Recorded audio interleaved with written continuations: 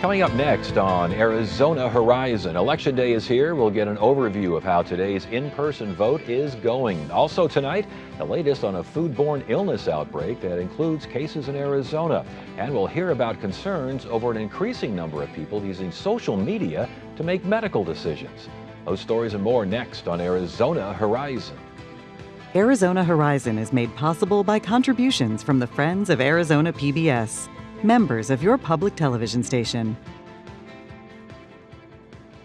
Good evening and welcome to Arizona Horizon. I'm Ted Simons. Today is Election Day around the state as voters head to the polls to make their choices in party primaries and decide which candidates will face off in November's general election. For an overview of what's going on out there, we welcome Sasha Hupka.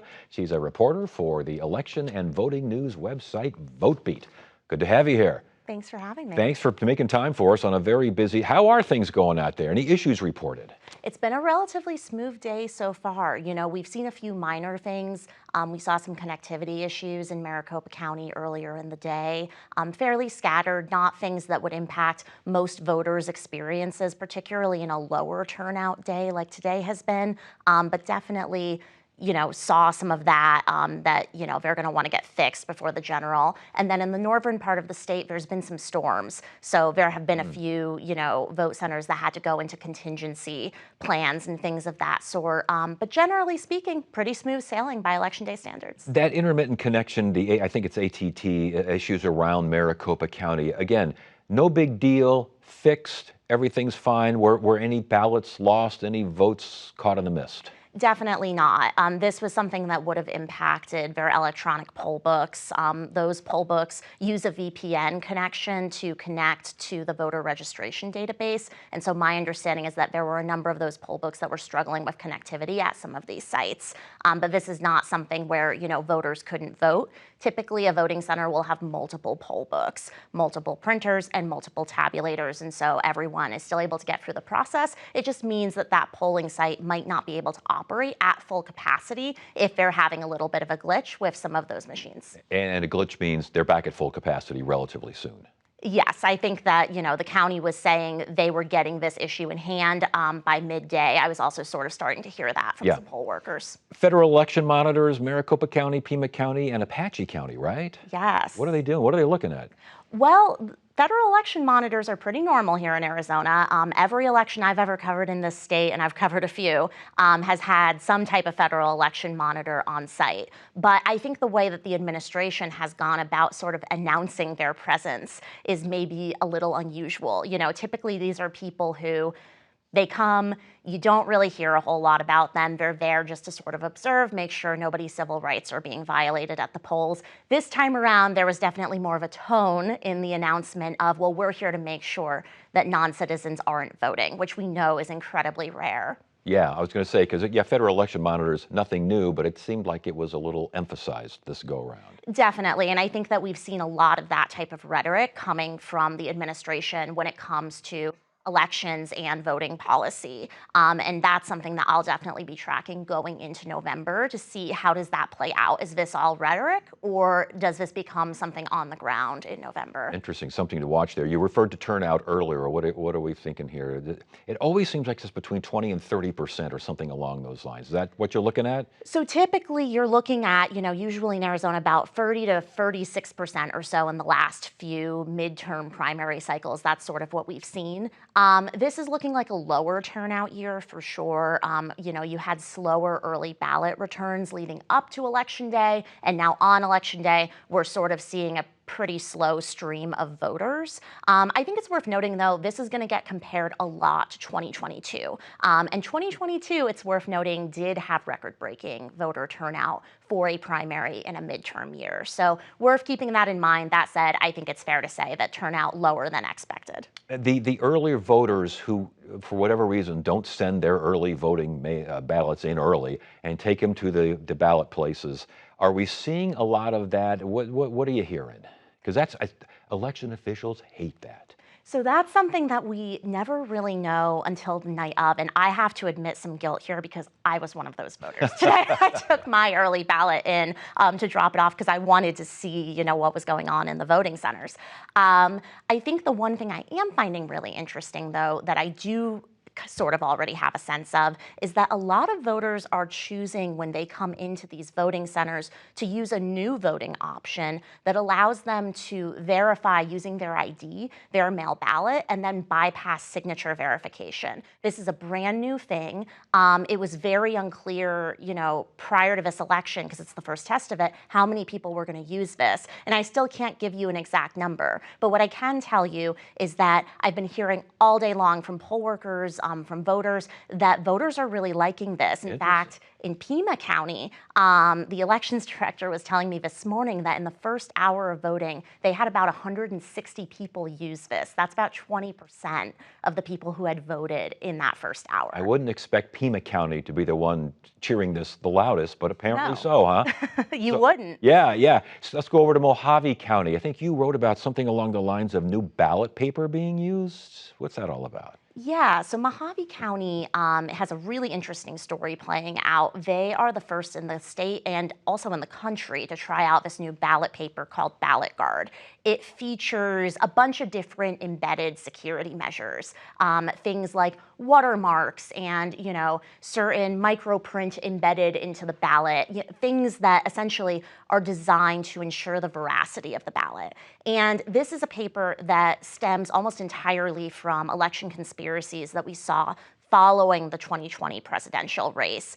There were conspiracies that were entirely false, but that claimed that there had been fake ballots inserted into the race to tilt it for Joe Biden. Was that the Chinese bamboo thing? Was that? Yes, people might remember this as the bamboo paper. Yes. And there was this image that was very striking of the auditors down at the Coliseum, searching for the ballots with magnifying glasses to find the bamboo. I think this paper stems from that. Striking is one way, yes, to put that particular image. All right, before you go, there are people watching right now. They still haven't voted yet. You still got a chance to get out to your polling place. What do they need to bring? What do they need to know before they leave the house? Polls are open until 7 p.m. If you get there and there's a line and the poll closes while you're in line, right? So you hit that 7 p.m. mark, stay in line. You will be allowed to vote. In order to vote in person, you will need to bring a form of ID. This is going to be something like your driver's license, a state-issued ID, a tribal ID, or even if you don't have photo ID handy on you, you can actually bring two utility bills bearing your name and address, and that will count. And you're going to need to bring that to the polls. If you're dropping off a mail ballot, you can skip the line, walk right on in and drop that off. You just have to be there before 7 p.m. And if you're choosing to ID verify, same thing. You're just going to want to make sure you've got one of those forms of ID on you. And real quickly before you go, beballotready.vote. That's where you can find out whether they got your ballot or not, right? Yes, you can track it. You can sign up for text alerts for Maricopa County. There's also ballot tracks for voters in other parts of the state. All right, Sasha, great job on this, by the way. Thank you so much for sharing. We got great information from you on this, we hope is an eventful election evening. We have a 10 o'clock show that will have some of the election results, so we'll be back for that, but we thank you for your time. Thank you so much. Thanks for having me.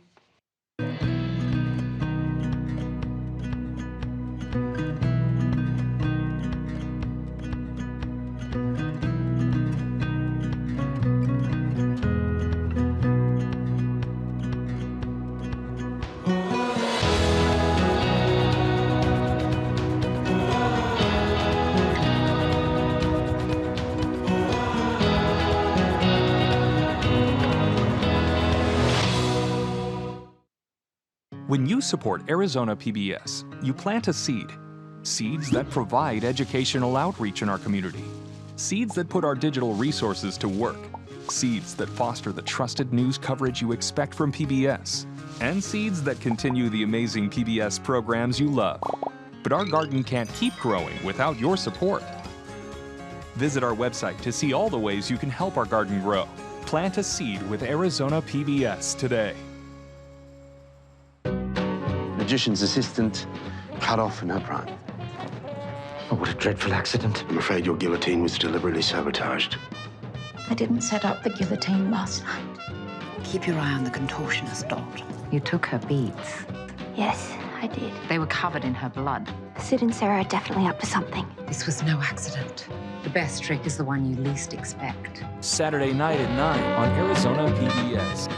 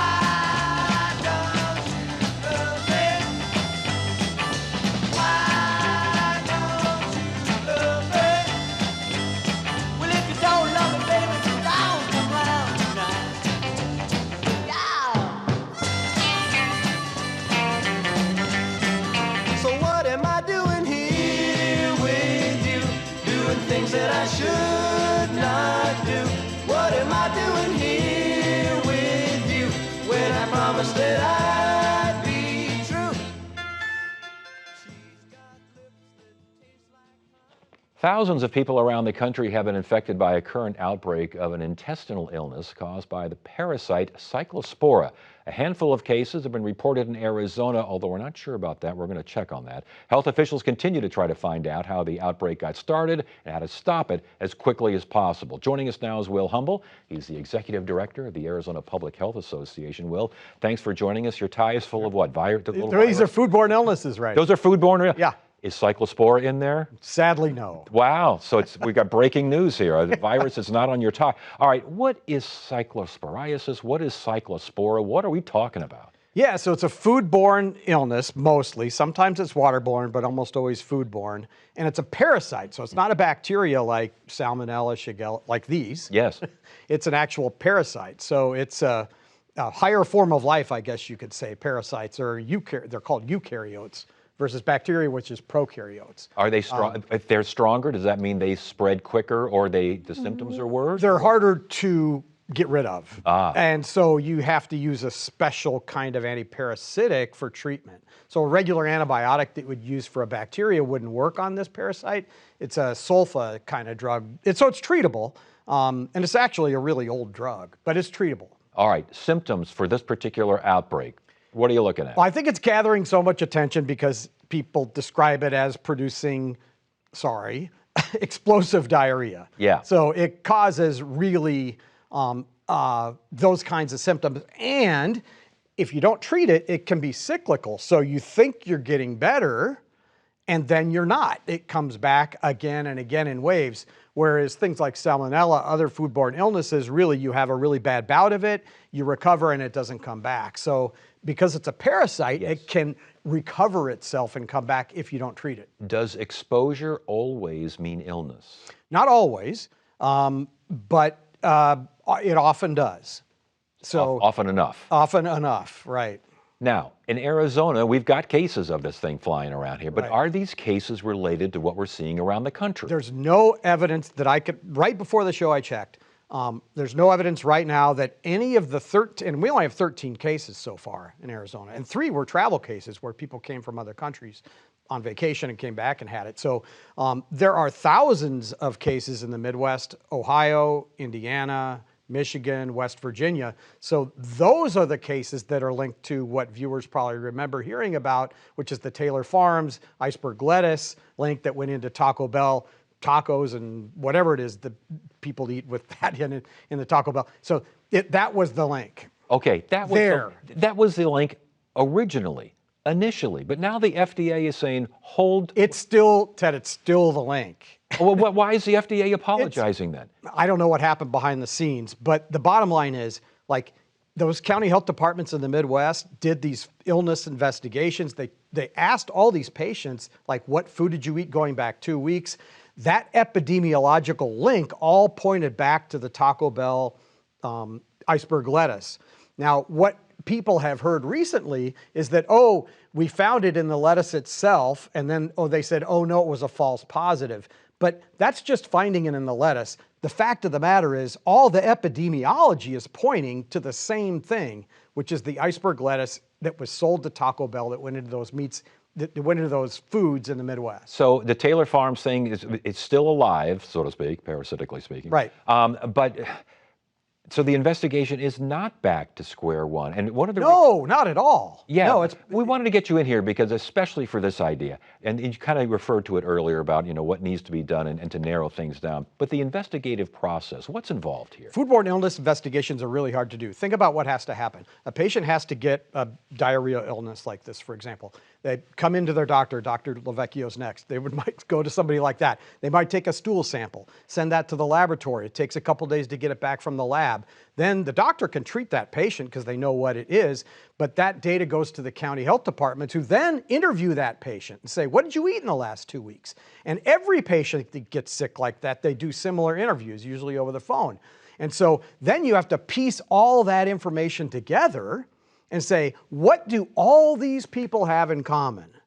And then you can link it all and say, and that's what happened in Michigan. Michigan discovered it first. They're like, wait a minute, we did these food histories on all these sick people. They all ate at Taco Bell. Yeah. Let's go in and figure out what happened. And they all had iceberg lettuce in common. They all had menu items with that. So that's the smoking gun, really the epidemiology piece of it. You don't need necessarily to find the parasite in the actual lettuce in order to say that's what we need to embargo and get out of the food stream. But how difficult is that particular kind of investigation, the interview process especially, when people don't even know what they had for lunch that day, right. A, and B, I mean, you can be exposed and be infected, what, like a couple of weeks earlier right, before symptoms show? Yeah, the incubation period is between 10 days and 2 weeks. So to figure out what food it is that's causing it, you got to get someone to explain and remember what they ate for the last week or more. Right. I mean, right. Who knows? Goodness gracious. Well, I mean, everything. That's why these are so hard to track down and why they take so long. Is it restaurant lettuce or is it the lettuce you get at the grocery store? Can we at least track that down? The big Midwest outbreak with the thousands of cases was in like big processors of lettuce that supplied lots of lettuce to these Taco Bells. So it's not the stuff you're seeing in the regular grocery store here in Arizona. And by the way, we already said it, but like the Arizona cases, there's only a dozen. They're not linked, at least right now, to the Midwest. Last question before you go here. FDA is already apologizing for something apparently they didn't need to apologize for. So I agree. I don't think they should have apologized. I don't know what they're talking about. Are the federal agencies, which so many of them have been gutted of late, are they doing a good job with this? So I'll have it short. I'll try to be short. Yes. I don't think that the DOJ cuts and the cuts that Kennedy made at the beginning of the administration slowed down the response to it, because so much of that response is at the county and state level. But I do think there's a chance that the fact that this happened in the first place could be related to those cuts at the FDA on the field people. Like when you're eating lettuce that comes from another country like Mexico, there are people at the FDA, inspectors, who are supposed to be in those fields in Mexico looking at irrigation practices and stuff like that. They fired all the probational employees at the beginning of the administration, and a lot of people have left since. There's a chance we wouldn't even be talking about this if it wasn't the cuts. But I don't think it slowed down the response. All right, Will Humble, Arizona Public Health Association. Good information. Thanks, man. Appreciate it. My pleasure.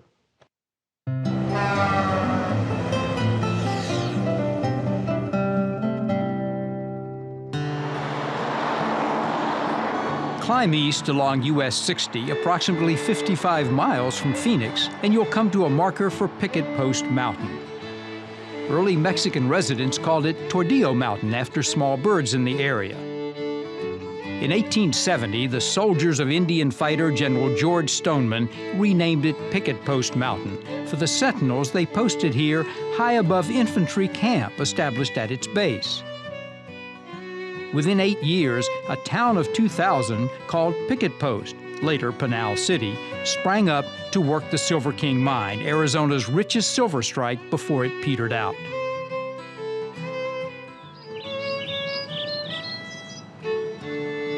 Today, thousands flock to the foothills of Picket Post Mountain to stroll through Boyce Thompson Arboretum, home to more than 6,000 plant species and 270 kinds of birds. An increasing number of Americans are turning to social media for health and medical advice, but health officials are warning that doing so, you need to consider the source of such information and be especially cautious of treatments and lifestyle changes that promise quick fixes. For more on this, we welcome Dr. Frank LaVecchio. He's Medical Director for Clinical Research at ASU. Doctor, good to see you again. Thanks for joining us. Thank you. So using social media for medical advice, just in general, is it a smart thing to do? Well, I guess the short answer is it depends. And the easy thing for me to say is, never use it, go to your doctor. It's nearly impossible to get into an appointment to see your doctor, at least in a timely fashion. What we have here is a problem where people want timely answers, and they want the answers really, really quickly. I would say if you use social media, just be cautious. There's a story today where they talked about AI bots that talk to you, and they want to sell you things, etc. So it's tough to differentiate between a doctor and an AI bot. We mentioned it's AI bots. New York Times with a story that the bots were impersonating doctors. Yes, absolutely. So I think I could spot them pretty easily. And at the end, they try to sell you something that doesn't quite make sense. But just be aware of those. I would use AI and that information to get information and then maybe go to your doctor to make the decision. More than 1 in 5 use the social media apparatus to make health decisions. Yet, 78% thought that the information you get online is misleading. Right. What do you make of that? So even though you know it's wrong, you're still listening. Yes. So maybe 1 in 5 people are using it, and it tends to be the younger group, and they tend to be skeptical. But I feel bad for some things that have happened. If you look at the trends this last year, there's a couple of skin products that they said would help your skin. It was homemade suntan lotion, where it had coconut oil in it and other essential oils. I mean, that actually is going to increase the risk of skin cancer, right? So it's unfortunate. Interesting. Older adults, Hispanics, more likely to make these kinds of decisions based on social media. Does that ring a bell with you? Makes any sense to you? Yeah, well, it makes sense in that I think the younger generation could pick it up pretty quickly, that this is just BS, right? They see these social media bots and they say, okay, this is not real. Where older might not know that. And the thing with the older folks is they might Google what their blood pressure medication is. And then all of a sudden they know because of cookies and everything like that, that maybe the younger kids block, that they're going to say, oh, this is a natural way to lower your blood pressure. Interesting, yeah, because the cookies grab hold of you and they send everything in the world your direction. That's right. You got to block those cookies. Healthcare for many is increasingly complex. Is that playing a factor here? Absolutely. And don't get me wrong, I'm a fan of AI. I think we could try to integrate it with medicine in the coming years. It's going to get better and better. But I help do some AI sort of stuff for some things. And they'll ask a question, hey, what is my treatment for testicular cancer? Well, the next question is, tell us about the grade, tell us about this. Do you have high blood pressure, do you have low blood pressure, any allergies? We make sure those important questions are integrated in. If you're just out in the, not one treatment fits all. Yes. So that's the thing we want to emphasize. Something else that might be impacting this, you tell me, office visits. I mean, you only have so much time for an office visit, and you may have a lot more questions than time allows. A factor? Oh, absolutely. And I use it to my advantage. You know what I say to people when I see their face and I say, hey, you're going to need to get your gallbladder out today in the emergency department. What? What's a gallbladder? I say, let me see your phone. I'll put it on Google. Many of them speak another language. I'll show it to them. And I'll say, I'll be back in 5 minutes. Why don't you read about it a little bit? Just so they're not just totally blinded with everything. People are going to come in a little bit more educated, and it's our job to kind of educate more. Wow, that's interesting. Yeah. All right, what about the idea that if you have a gallbladder problem and you're worried about it, you just don't know what to do, there's a communal aspect where other people with gallbladder problems, past, present, or perhaps possibly in the future, they're all online, they're all talking about it, there are conversations going. Can that be a good thing? Well, possibly. The short answer is I would have a pecking order. I would go to good journals. There's things that we have that only look at good journals, the JAMAs of the world, the New England Journals of the world. You just don't want it to grab everything. If you go to something like Reddit, well, I use Reddit for some things, but maybe I wouldn't use it for medical advice because it's going to grab everything out there. So there's a difference between expert advice and personal opinion. Right, and there's also a difference between expert advice and likes, because the people who are going to get lots of likes are the pretty people, the people who have some action going on in their, TikTok, et cetera, not necessarily the smartest. And you kind of referred to this earlier, just right there, the idea that these algorithms, they grab hold of you, and if they find out you got a gallbladder problem, holy smokes, you'll learn everything that may not even be true about gallbladder. Right, and it'll be all natural things that really aren't FDA approved, that sort of thing. Pay attention to doctors, pay attention to FDA approved treatments. What about sharing your health information online? Well, something to avoid. Just be very, very careful. If you do it on websites, et cetera, like MyChart, for example, that's password protected. They send you something on your phone to kind of approve it every time you log in. Sure, I would have no problem with that, but just be careful what you put in on other search engines. Because if you go onto Reddit or one of these places and you say you have a particular condition, chronic or otherwise, I mean, that's out there. That's you. You're one of the million people that they want to attract and go to and sell something to, It's unfortunate. And it is an increasing concern, is it not? Oh, it is, absolutely. Is it exploding exponentially or just...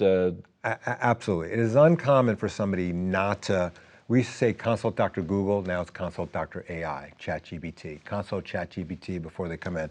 They'll put in all their symptoms and then say, hey, this is what I think I have. Very, very, very common. So last question, how should people use, to basically find the gatekeepers, find the people you trust and kind of leave it at that? Yes. And if you have experts online, try to go with doctors, nurse practitioners, providers. Reputable websites are a little bit better than others. And then take that information and say, hey, let me just go talk to my doctor or healthcare provider afterwards. Yeah, provided you have the time during the office visit to get that. Dr. Frank LaVecchio at ASU, good to see you, sir. Thank you. Always a pleasure. Thank you for having me. And that is it for now. I'm Ted Simons. Thank you so much for joining us. You have a great evening.